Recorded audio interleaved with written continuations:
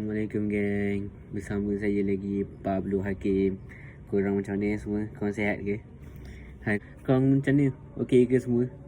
Baik semua, sihat? Semua sihat? Sebenarnya hari ni Pablo tak ada idea nak buat konten apa. So Pablo just record macam ni pun okey lah kot kan untuk korang semua. Sekejap lagi pukul 3 Pablo post lah, insyaAllah. Bosan lah geng duduk rumah. Kerja petang, pagi tak ada ni lah, tak ada job macam ni. Rumah-rumah je. Bosan sebenarnya. Korang okey ke semua? Korang dah layan dah video-video Pablo yang lepas-lepas ke, yang semalam ke, dah layan dah. Korang teruskan support Pablo semua. Tak lupa juga dekat TikTok Pablo. Siapa yang belum follow boleh pergi follow. Yang nak komen boleh je komen, insyaAllah Pablo boleh layan korang. Sebab korang army kot. Come on lah, Pablo akan layan juga.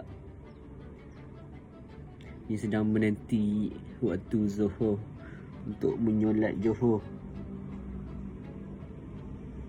Tadi dah makan dah tadi, makan ni dengan bihun.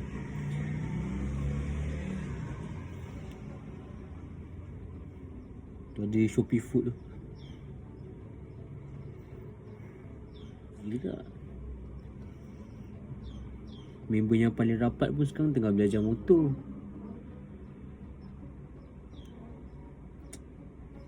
Okay geng, sampai sini juga konten Pablo hari ni. Just support Pablo, okay? Jangan lupa support Pablo, okay? Dekat lu geng. Assalamualaikum. Support balik video-video lama, okay? Boleh komen, siapa yang nak komen boleh. Bye geng. Assalamualaikum.